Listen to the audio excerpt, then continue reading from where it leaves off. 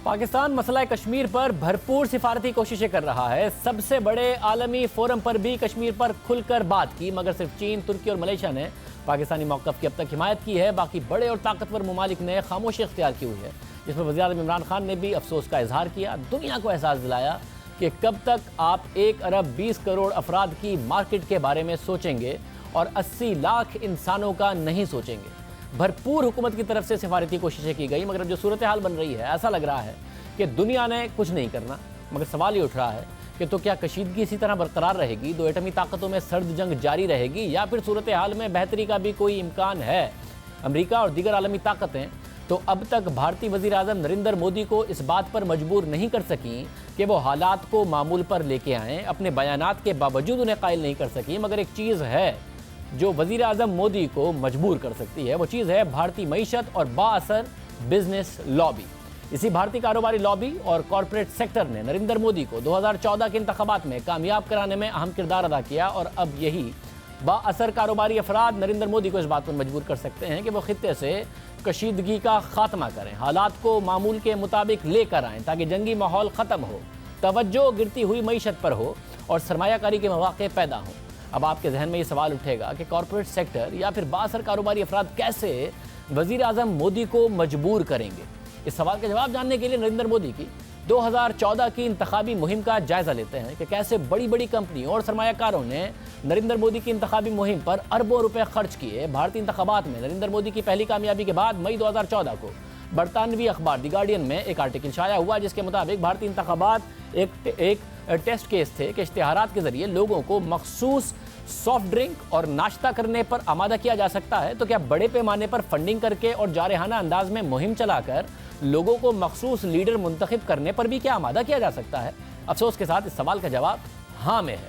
इस आर्टिकल में मजीद लिखा है कि एक अंदाज़ा है कि मोदी की इंतखाबी मुहिम पर 5000 करोड़ रुपए यानी 500 मिलियन पाउंड खर्च किए गए। ये इस तरह मुमकिन हुआ कि बड़ी कॉरपोरेट शख्सियात ने अपना पूरा वजन नरेंद्र मोदी के पलड़े में डाल दिया था, और वो चाहते थे कि नरेंद्र मोदी एक मजबूत लीडर की हैसियत से कामयाब हों, ताकि वो इन्हें तमाम सहूलतें पहुंचा सकें, जिसके नतीजे में उनका कारोबार फ़रोग़ पाए, मईशत में बेहतरी आए। कॉरपोरेट सेक्टर की उस सरमायाकारी का नतीजा नरेंद्र मोदी की कामयाबी की सूरत में निकला। नरेंद्र मोदी ने कामयाबी के बाद इस सेक्टर के मफादात का ख्याल भी रखा, फिर उसी की वजह से एक बड़ा स्कैंडल भी सामने आया, उस पर भी बात करेंगे। मगर नरेंद्र मोदी की इंतखाबात में कामयाबी पर मजीद बात करते हैं। 2014 की इंतखाबी मुहिम नरेंद्र मोदी ने करप्शन और नाअहली के नाम पर चलाई। ये तासुर दिया गया कि कांग्रेस हुकूमत ने बड़ी करप्शन की। उस हुकूमत की नाअहली की वजह से मुल्क में गुर्बत बढ़ी, महंगाई में इजाफा हुआ, मुआशी हालात ख़राब हुए। कांग्रेस के बस का काम नहीं है कि वो मईशत को संभाल सके। अब नरेंद्र मोदी की सूरत में तब्दीली आएगी। उन्होंने गुजरात में ज़बरदस्त कारकर्दगी दिखाई, अब मुल्की सतह पर दिखाएंगे। इंतखाबी मुहिम में नरेंद्र मोदी को तब्दीली की अलामत बनाकर पेश किया गया। नरेंद्र मोदी की इंतखाबी कामयाबी पर भारतीय अखबार द इकनॉमिक टाइम्स में एक तजिया शाया हुआ, और इस तजिए के मुताबिक ये कहा गया कि नरेंद्र मोदी बहुत मेहनती हैं। ये कैंपेन की गई, ये तासुर दिया गया कि नरेंद्र मोदी बहुत मेहनती हैं, वो 18 से 20 घंटे काम करते हैं, वो ईमानदार हैं, उन पर करप्शन का कोई इल्ज़ाम नहीं है, वो कम से कम ज़ाती तौर पर करप्ट नहीं है। ये भी कहा गया कि उनकी अपनी फैमिली की सियासत में कोई वाबस्तगी नहीं है, उनके साथ कोई नहीं है जिनके लिए वो करप्शन करें। ये बातें की गई, वो जो कुछ भी करेंगे मुल्क के लिए करेंगे, अपने ख़ानदान को फ़ायदा पहुँचाने के लिए कुछ नहीं करेंगे। इन सब बातों ने नरेंद्र मोदी को बहुत फ़ायदा पहुंचाया। नौजवानों ने इन इंतखाबात को सदारती इंतखाबात के तौर पर नौजवान देखने लगे, जिसमें मुकाबला दो शख्सियात के दरमियान था। नरेंद्र मोदी को एक मजबूत शख्सियत के तौर पर पेश किया गया। नरेंद्र मोदी की कामयाबी में कॉरपोरेट सेक्टर और बड़ी कारोबारी शख्सियात ने अहम किरदार अदा किया। मगर फिर हुआ क्या? नरेंद्र मोदी की पॉलिसीज़ की वजह से मईशत फिर भी सुसरवी का शिकार हो गई। वो मईशत जिसकी बहाली के लिए नरेंद्र मोदी को वोट मिला था, वो मईशत मजीद ख़राब होने लगी। मईशत में सुसरवी की वजह से हाल ही में हुकूमत ने टैक्स में कमी जैसे इकदाम भी उठाए। शुरू के 2 साल नरेंद्र मोदी के बेहतर रहे, उसके बाद स्लो डाउन आना शुरू हुआ। 2016 के इकदाम ने मईशत में और बुरा किरदार अदा किया। मगर भारतीय मीडिया के मुताबिक हर माह 12 लाख भारतीय नौजवान मार्केट में आते हैं, मगर पैदावारी शोबा सुसरवी का शिकार है, जिसकी वजह से रोज़गार के मौके पैदा होने के बजाय कम हो रहे हैं। सिर्फ ऑटो सेक्टर में गाड़ी बनाने वाली कंपनियों से एक साल में 3.5 लाख भारतीय अपनी मुलाजमतों से हाथ धो बैठे हैं। भारत के मारूफ बिस्किट बनाने वाली कंपनी ने 10,000 मुलाजमीन को फारिग कर दिया है। कंपनियां बंद हो रही हैं, मुलाजमतों के मौके कम हो रहे हैं। गैर मुल्की बराह रास्त सरमायाकारी में कमी आ रही है। डॉलर के मुकाबले में भारतीय रुपए की कदर कम हो रही है और लेबर पार्टिसिपेशन रेट तेजी से गिर रहा है। बेरोजगारी 45 साल की बुलंद तरीन सतह पर है। बड़ी बड़ी इंडस्ट्रीज बहरान का शिकार हो गई हैं। मुआशी तरक्की में तेजी से कमी आई है और भारतीय मीडिया जो वजीर आजम नरेंद्र मोदी की तारीफें करता नहीं थकता था, अब भी नहीं थकता है, मगर वो भी उनकी मुआशी पॉलिसीज को तनकीद का निशाना बना रहा है। सिर्फ भारतीय मीडिया ही नहीं, बैनुल-अक़वामी मीडिया भी भारतीय मुआशी सूरत हाल पर तबसरे और तज्जिए कर रहा है। न्यूयॉर्क टाइम्स, BBC और बैनुल-अक़वामी इदारे भारतीय मईशत को खतरे में करार दे रहे हैं। माली साल के इब्तिदाई 3 माह में GDP तरक्की की शरह 5% तक गिर गई है, जो गुज़िश्ता 6 साल की कम तरीन सतह है। गाड़ियां बनाने वाली इंडस्ट्री बदतरीन बहरान का शिकार है।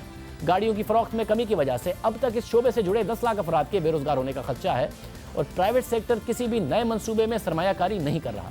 कारोबारी अफराद और माहिरीन मईशत अब खुलकर हुकूमती पॉलिसीज़ को तनकीद का निशाना बना रहे हैं और वो आलमी इदारे और रेटिंग एजेंसीज जो 2 साल पहले तक भारतीय मईशत को दुरुस्त सिमत में करार दे रहे थे, अब तशवीश का इजहार कर रहे हैं। आलमी रेटिंग एजेंसी मूडीज़ ने 2017 में तबसरा किया था कि मोदी दौर में भारतीय मईशत स्ट्रक्चरल रिफॉर्म्स कर रही है। उसे मद्देनजर रखकर मुआशी तरक्की के मजीद बेहतर होने की उम्मीद जाहिर की थी, मगर अब 2 साल बाद मूडीज़ भारतीय GDP ग्रोथ के हवाले से अपनी तवक्का 3 दफ़ा तब्दील कर चुकी है। पहले कहा कि 2019 में GDP ग्रोथ की शरह 7.5% तक होगी, फिर 6.8%, फिर 6.2% और अब 5% तक मामलात आ गए हैं। भारतीय ऑटो इंडस्ट्री यानी गाड़ियां बनाने वाली इंडस्ट्री बदतरीन बहरान का शिकार है, जो रोजगार के सबसे ज़्यादा मौके पैदा करती है। अगस्त के महीने में गुज़िश्ता साल के मुकाबले में गाड़ियों की फराहमी में 41% कमी देखी गई। ट्रकों और बस की फ़रोख्त में 39% कमी हुई। मोटरसाइकिलों की फ़रोख्त में 22% कमी हुई। ये गुज़िश्ता 2 दहाइयों में सबसे कम शरह है। भारत की सबसे बड़ी गाड़ियां बनाने वाली कंपनी मारुति ने 3000 मुलाजमीन को नौकरियों से निकाल दिया है और इस कंपनी ने अपने 2 प्लांट्स 2 दिन के लिए बंद कर दिए। इस इंडस्ट्री से जुड़े जो लाखों अफराद हैं वो बेरोजगार होने का उनका खदशा है और बेरोजगारी की शरह में मुसलसल इजाफा हो रहा है। रियल इस्टेट में इस वक्त हालात ख़राब हैं, वहाँ पर बेरोजगारी में तेज़ी से इजाफा हो रहा है और इस साल अगस्त के आखिर में बेरोजगारी की शरह 8.4% तक पहुँच गई है। सरकारी इदादतशुमार के मुताबिक मुल्क में मुलाजमीन की तादाद 45 करोड़ थी, कम होकर 41 करोड़ हो गई है, यानी 4 करोड़ लोग बेरोजगार हो गए हैं। यानी इस वक्त भारतीय मईशत मसाइल का शिकार है। 2013 में भारतीय मईशत में सरमायाकारी की शरह 37% थी, इजाफा हो रहा था, गिरकर 30% हो गई है। कॉर्पोरेट सेक्टर परेशान है। मैन्युफैक्चरिंग में कमी आई है। मैन्युफैक्चरिंग में तरक्की सिर्फ 16% है, खित्ते में कई ममालिक से कम है। इंडोनेशिया की मैन्युफैक्चरिंग 20% है, थाईलैंड की 27% है, चीन की 29% है। भारत अपनी मईशत का मुकाबला इन मईशतों से करता है, मगर भारत की मैन्युफैक्चरिंग का इस वक्त हाल बुरा है। 2018 में तिजारती खसारा $174 अरब की बुलंदतरीन सतह तक पहुंचा, बढ़कर $183.7 अरब हो गया। इसी तरह लेबर इंटेंसिव सेक्टर यानी जिसमें मजदूर ज़्यादा होते हैं, उसकी ग्रोथ में तेज़ी से कमी आई है और वैसे भी भारत की मईशत की जो इस वक्त तरक्की है उसमें यह इल्ज़ाम लग रहा है कि वो लेबर इंटेंसिव नहीं है, रोज़गारी के मौके कम पैदा हुए हैं, कॉर्पोरेट सेक्टर का फ़ायदा ज़्यादा हुआ है और मुसलसल दबाव। खुद भारतीय अखबारात के मुताबिक कपड़े की बड़ी बड़ी मार्केटों में वीरानी है। ताजिर कोशिश कर रहे हैं कि किसी तरह खरीदार को मुतवज्जो कर सकें, मगर वो कामयाब नहीं हो पा रहे हैं। कपड़े तैयार करने वाली कंपनियों की प्रोडक्शन में कमी आ गई है और खदशा है कि टेक्सटाइल इंडस्ट्री में भी बड़े पैमाने पर बेरोजगारी का खदशा है। एक्सटर्नल सेक्टर बहुत ज़्यादा दबाव का शिकार है। 2011 के बाद से भारतीय बरामदात में कमी नहीं आई है, दरामदात तेज़ी से बढ़ी हैं, जिसकी वजह से मईशत पर दबाव और ज़्यादा बढ़ रहा है। इसलिए सवाल उठ रहा है कि भारतीय माशी तज्जियाकार भी कह रहे हैं कि नरेंद्र मोदी अब जो कुछ कर रहे हैं वो मईशत से तवज्जो हटाने के लिए कर रहे हैं, इसलिए उनकी तवज्जो मईशत पर दोबारा लाने की ज़रूरत है। उन्होंने टैक्स कम करके मुख्तलिफ इक़दामात किए हैं, उससे स्टॉक मार्केट में तेज़ी से इजाफा भी हुआ, मगर फिर दोबारा सवाल उठ रहा है कि मईशत नहीं संभल रही। ये सब कुछ मोदी की डिमोनेटाइजेशन पॉलिसी की वजह से भी हुआ है। उसे आज़ाद भारत की सबसे बड़ी मुआशी गलती करार दिया जा रहा है। 2016 में भारतीय हुकूमत ने ब्लैक मार्केट के खात्मे के लिए 86% कैश वापस ले लिया। 7 माह बाद मोदी हुकूमत ने छोटे ताजिरों पर GST नाफिज कर दिया, जिसकी वजह से मुआशी सुसरवी और ज़्यादा बढ़ गई है। अब सूरत हाल यहाँ तक पहुँच गई है कि बैंक भी छोटे और बड़े कारोबारों को कर्जे नहीं दे रहे हैं, नॉन परफॉर्मिंग लोन्स में इजाफा हो रहा है, जिसकी वजह से वज़ीर आज़म मोदी पर दबाव बढ़ रहा है। भारतीय इदारों के इदादतशुमार के मुताबिक डिस्पोजेबल इनकम में कमी आई है। 2014 में faeces gross national disposable income 11.4% थी, जो 2018 में कम हो गई है और भारत में सेविंग्स का ज़्यादा होना, आमदनी का ज़्यादा होना, सेविंग्स की वजह से सरमायाकारी का ज़्यादा होना एक बहुत बड़ा फैक्टर है और उसमें कमी इस वक्त भारतीय मईशत को और ज़्यादा दबाव का शिकार कर रही है। भारतीय मईशत इदादतशुमार को दुनिया शक की निगाह से देख रही है। जो ग्रोथ के नंबर्स थे उस पर भी सवाल उठा, खुद भारत के अंदर से उठा कि तकरीबन 2.5% की ग्रोथ यानी तरक्की को बढ़ा चढ़ाकर पेश किया गया है और इस बात को इंटरनेशनल अखबारात ने भी रिपोर्ट किया। अब यह है भारतीय मईशत की सूरत हाल। तो फिर सवाल उठता है कि इस बुरी मुआशी सूरत हाल के बावजूद भी नरेंद्र मोदी हालिया इंतखाबात में कामयाब कैसे हो गए। जब मईशत की सूरत हाल बुरी थी तो वो कामयाब कैसे हो गए, और जब वो कामयाब हो गए तो अब उन्हें क्यों दबाव पड़ेगा मईशत की वजह से कि वो खित्ते के हालात और पाकिस्तान के साथ मामलात बेहतर करने की कोशिश करें। डिमोनेटाइजेशन, जीएसटी, इन सब के बावजूद, कर्जों की सूरत हाल के बावजूद क्या ऐसी वजह बनी कि नरेंद्र मोदी कामयाब हो गए? तो उसकी वजह है कि नरेंद्र मोदी ने जब मईशत की सूरत हाल ख़राब हुई तो पाकिस्तान मुखालिफ नारा इस्तेमाल किया और ये तासुर दिया कि नरेंद्र मोदी ही हैं और उन जैसी एक मजबूत शख्सियत चाहिए। इस वक्त उनकी अपनी जमात ने इस्लामोफोबिया का तासुर दिया, मुसलमानों के ख़िलाफ़ जज्बात भड़काए उनकी जमात ने, और ये तासुर दिया गया कि नरेंद्र मोदी जैसी मजबूत शख्सियत चाहिए इस वक्त इन तमाम मामलों से निमटने के लिए। और ये सब हुआ जब 5 भारतीय रियासतों में इंतखाबात हुए, उनके नताइज में बीजेपी को नाकामी का सामना करना पड़ा। मुआशी हालात की वजह से खुद बीजेपी को भी अंदाज़ा हुआ कि अब उसके लिए कामयाबी आसान नहीं होगी। इसलिए नरेंद्र मोदी हुकूमत ने मईशत से तवज्जो हटाने के लिए हिंदू नेशनलिज्म को उभारा, इस्लामोफोबिया को फ़रोग़ दिया, साथ ही पाकिस्तान मुखालिफ जज्बात को उभारा गया और ये तासुर कायम किया गया कि पाकिस्तान को अगर कोई जवाब दे सकता है तो वो नरेंद्र मोदी है। इसके बाद नरेंद्र मोदी ने अपने इंतखाबी मुहिम को पाकिस्तान मुखालिफ मुहिम में तब्दील किया, अपोजिशन की जमातों को इस बुनियाद पर तनकीद का निशाना बनाया, मईशत के असल इशू को दबाकर जाली खबरों का सहारा लिया, जिसकी वजह से लोगों की तवज्जो असल मसाइल से हट जाती है। यही बीजेपी ने भी किया। इसी तरह बीजेपी ने हिकमत अमली के तहत अपोजिशन को कमज़ोर करके पेश किया, राहुल गांधी को सोशल मीडिया पर तज़हीक का निशाना बनाया। नतीजे में वज़ीर आज़म मोदी असल मसले से तवज्जो हटाकर वोट लेने में कामयाब हो गए और ये सब भारतीय अखबारात में तज़्ज़िये लिखे गए। फिर इसके बाद नरेंद्र मोदी ने कश्मीर की खुसूसी हैसियत के खात्मे के बाद कॉर्पोरेट सेक्टर को सुनहरे ख्वाब दिखाए कि कश्मीर में कॉर्पोरेट सेक्टर को ज़मीन खरीदने, कारोबार बढ़ाने का मौका मिलेगा। मईशत सुसरवी का शिकार थी, उन्हें तवज्जो हटाने का और मौका मिल गया, मगर इस सुसरवी की वजह से अब कोई सरमायाकारी को तैयार नहीं है। यह वो सूरत हाल जिसके बाद भारत का कॉर्पोरेट सेक्टर अपना किरदार अदा कर सकता है। सूरत हाल को मामूल के मुताबिक लाने, मईशत के लिए साजगार माहौल बनाने में ताकतवर बिजनेस लॉबीज़ अपना किरदार अदा कर सकती हैं। पूरी दुनिया में ऐसा ही होता है। खुद नरेंद्र मोदी जब पाकिस्तान आए तो उसके पीछे भी ताकतवर कारोबारी शख्सियत और स्टील टाइकून सजन जद्दाल ने अपना किरदार अदा किया था। 25 दिसंबर 2015 को नरेंद्र मोदी जब अचानक पाकिस्तान आए, उस वक्त के वज़ीर आज़म नवाज शरीफ के घर चले गए तो सब हैरान हो गए कि ये कैसे हुआ। बाद में पता चला कि नरेंद्र मोदी के इस दौरे के पीछे भी जिंदाल ने अपना किरदार अदा किया, जिनका स्टील का कारोबार है। वो चाहते थे कि पाकिस्तान और भारत के ताल्लुकात बेहतर हों, उन्हें भी पाकिस्तान के ज़रिए सेंट्रल एशिया की मार्केट तक अपने कारोबार फैलाने का मौका मिले। इसलिए उन्होंने अपना असर रसूख इस्तेमाल किया। दुनिया भर में ममालिक को करीब लाने में जो बिज़नेस लॉबीज़ हैं, जो बिज़नेस इंटरेस्ट हैं, वो अपना किरदार अदा करते हैं। नरेंद्र मोदी आए भी, अपनी मुल्क में मीडिया ने उन पर तनकीद की, कांग्रेस ने उन पर तनकीद की और यहाँ तक तनकीद हुई कि उनके यहाँ से जाने के बाद जब जनवरी 2016 में पठानकोट में दहशतगर्दी का वाक़या हो गया, जिसके बाद एक बार फिर पाकिस्तान पर तनकीद शुरू हुई, मगर नरेंद्र मोदी खामोश रहे। उनकी खामोशी की वजह से वहाँ कांग्रेस की अपोजिशन ने उनकी हुब्बुल वतनी पर सवाल उठा दिया, नरेंद्र मोदी को पाकिस्तान का एजेंट कह दिया।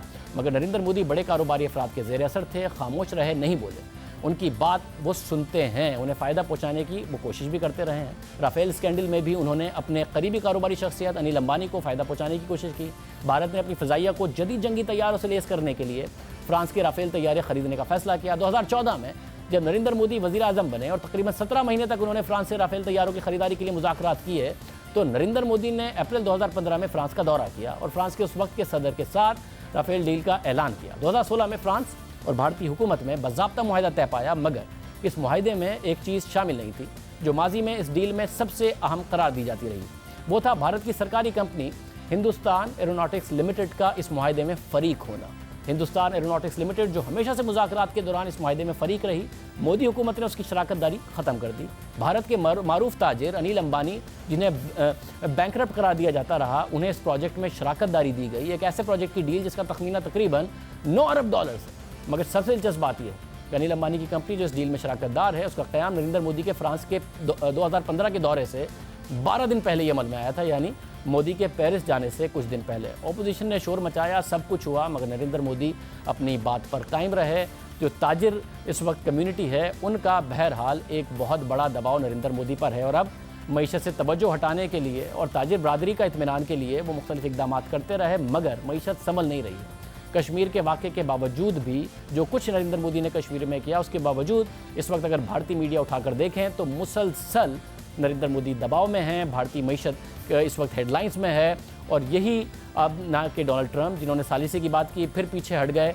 भारतीय मीशत की सूरत हाल और कॉर्पोरेट सेक्टर ही वज़ीर-ए-आज़म मोदी को अपने हालिया इक़दाम से पीछे हटने में अहम किरदार अदा कर सकता है। ख़ित्ते की सूरत हाल नॉर्मलाइज़ करने में, ये जंग का माहौल बनाया गया है, उससे पीछे हटने में किरदार अदा कर सकता है। बैनुल-अक़वामी बिरादरी, जैसे कि वज़ीर-ए-आज़म इमरान खान ने कहा कि 1.2 अरब लोगों की मार्केट को देख रही है, मगर उस मार्केट की मीशत ही वज़ीर-ए-आज़म मोदी को मजबूर कर सकती है कि वो सूरत हाल को बेहतर करें, जैसा कि माजी में भी और दुनिया भर में बिजनेस कम्युनिटीज़ ने अपना किरदार अदा किया है। आज के प्रोग्राम में इतना ही। आपसे कल के प्रोग्राम में मुलाकात होगी। अल्लाह।